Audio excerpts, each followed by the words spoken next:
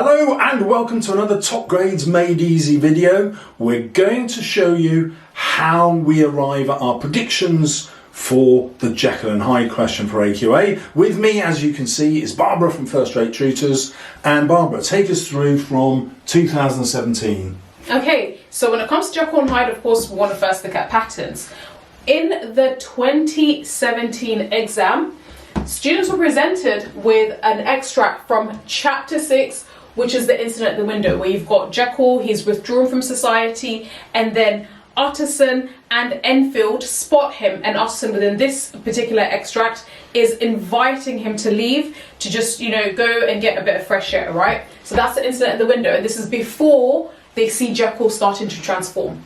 And the question asks how the presentation of Dr. Jekyll allows us to feel sympathy for him as readers. Okay, so it was a statement question. In fact, it's the only statement question within the past paper exams. And we're asked, the way Dr. Jekyll is presented, to what extent do we as readers feel sympathy for him? I would argue, when thinking about this extract and also thinking about, the novella as a whole, definitely agree with the notion that we as readers are meant to feel sympathy and empathy for Dr. Jekyll. Remember that this novel and the crux of this entire story is this inability that Dr. Jekyll has to reconcile his evil and his good, his slightly more immoral side and his moral side, and he tries to separate it. And really, this is a message to readers because we all have that duality and that side of us that exists, right? And so the tragedy is this notion that Dr. Jekyll refuses to accept it, okay?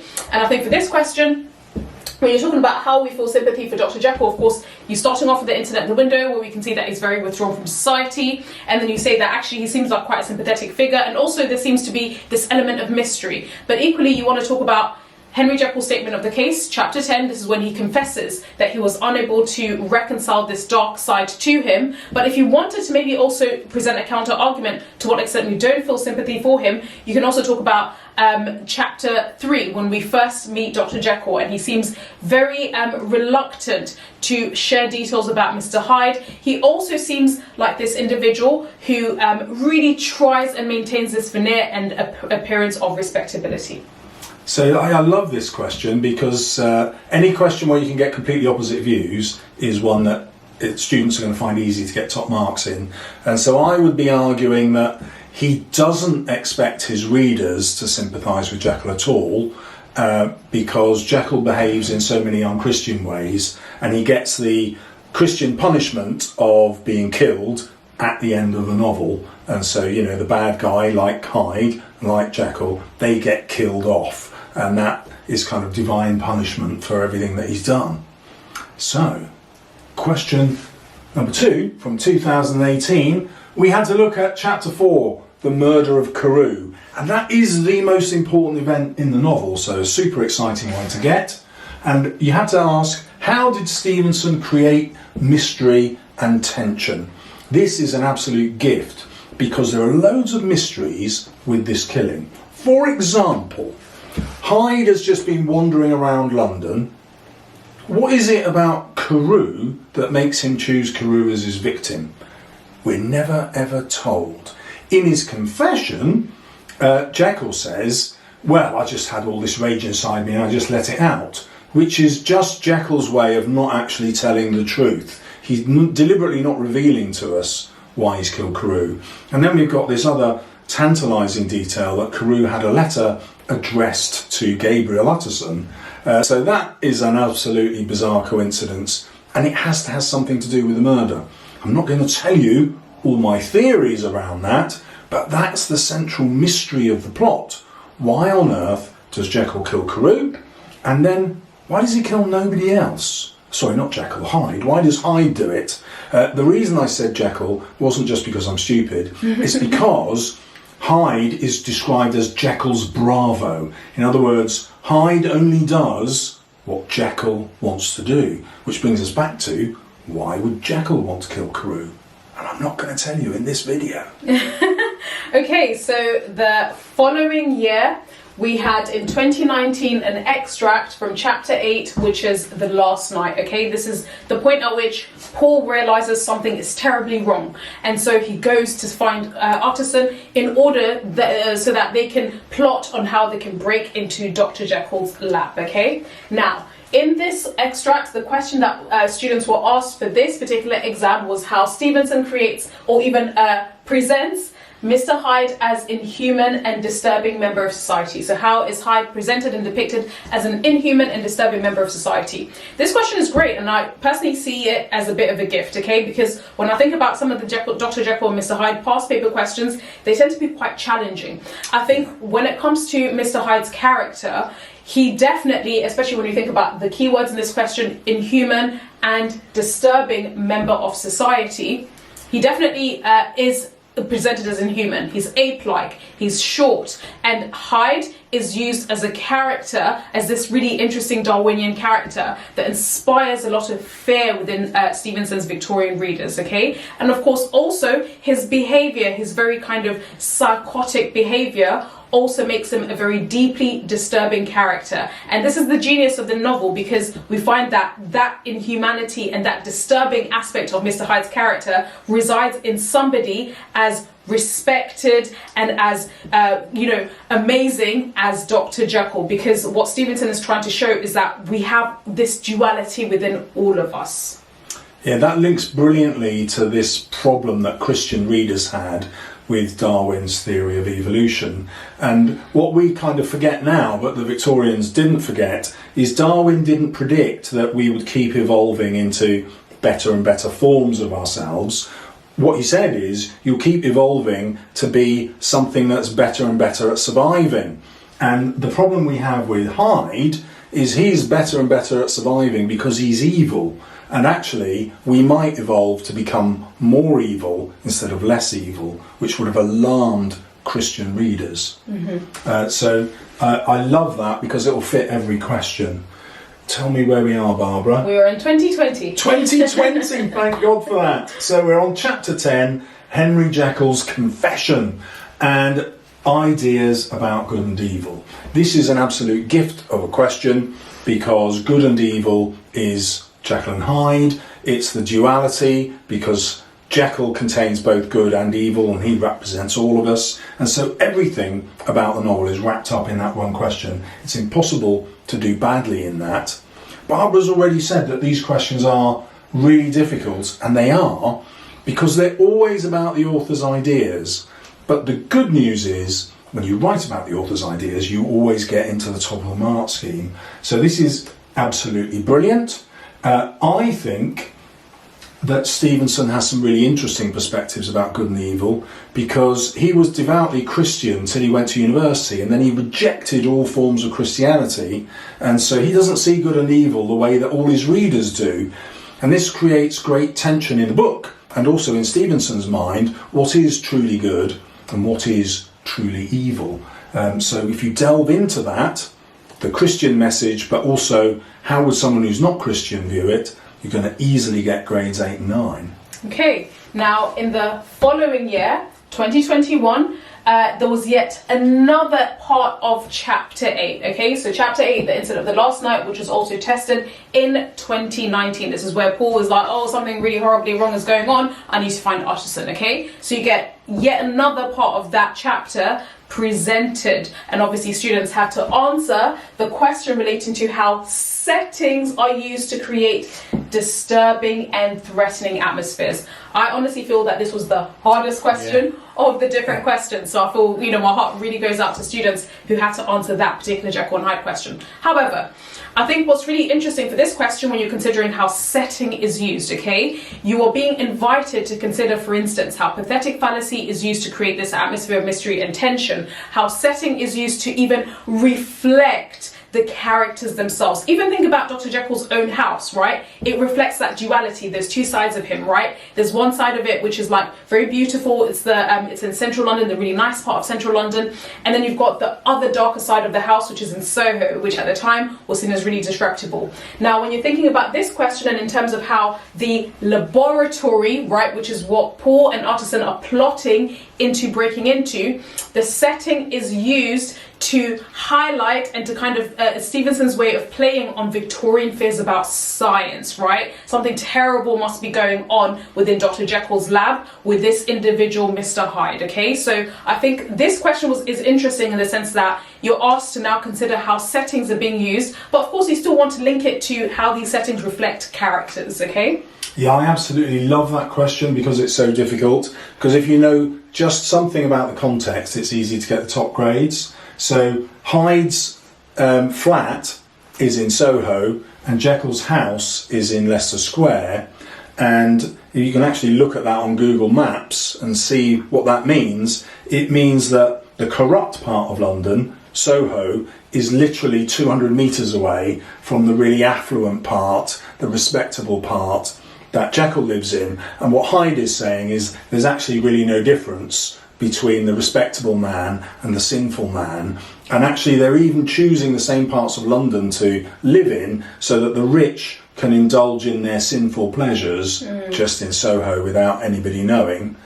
So that's just an absolutely easy way to use the setting to talk about the themes of the novel. Right, we come to 2022, chapter 6, and this is Dr. Lanyon, when we find out why Dr. Lanyon decides to die, because he's seen the transformation of Hyde into Jekyll.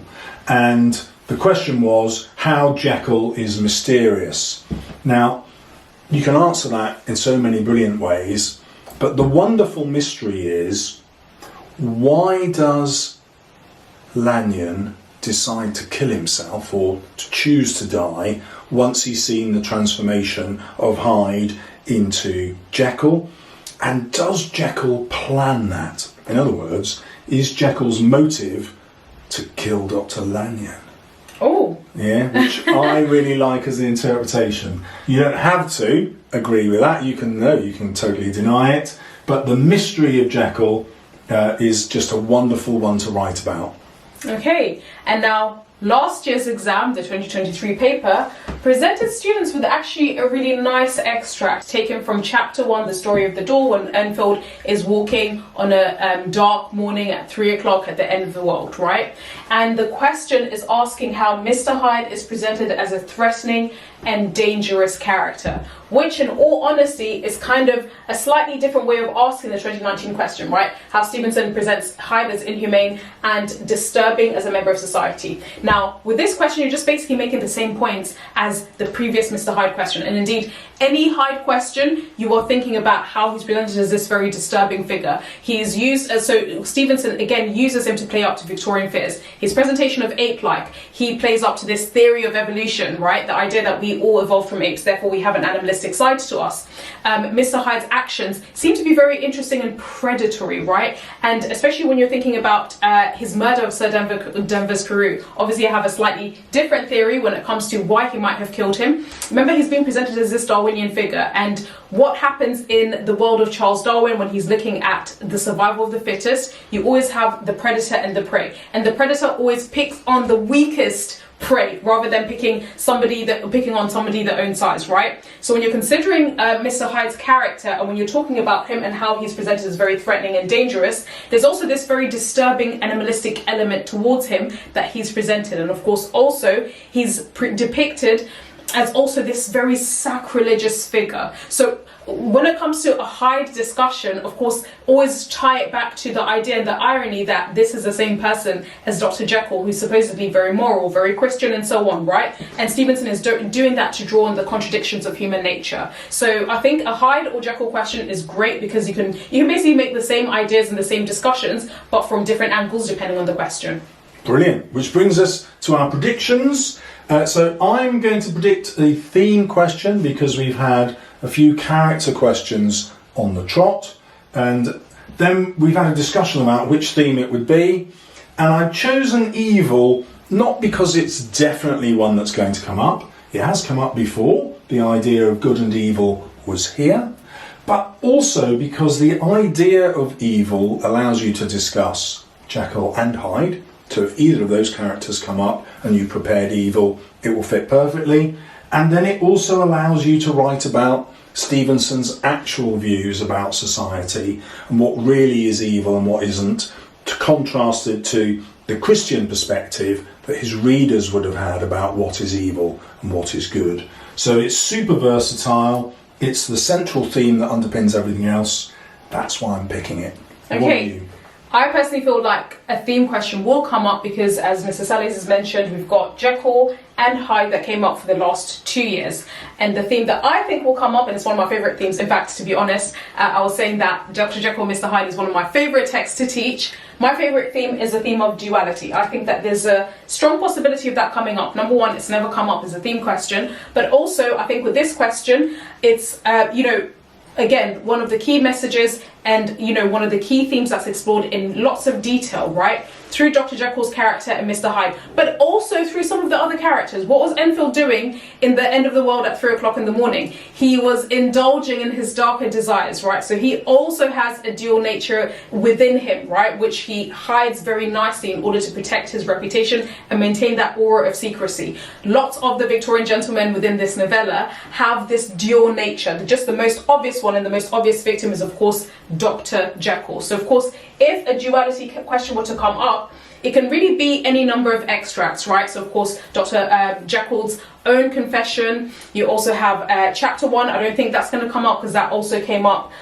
just last year, so I don't think that will come up. But also duality can be presented with any of the Hyde extracts, right? Remember that Stevenson is always trying to convey this idea that one of the tragedies of Jekyll and Hyde is this inability of Dr. Jekyll to accept this dual nature that resides within him, okay? Remember that at the time, Victorians were deeply religious, and there was this prevailing Christian view that it was possible, if you prayed enough and you were very religious, to be completely good and to completely rid yourself of evil. However, Stevenson is showing, no, this is not possible. So, of course, in your discussion, you want to mention that and to bring that out in your analysis.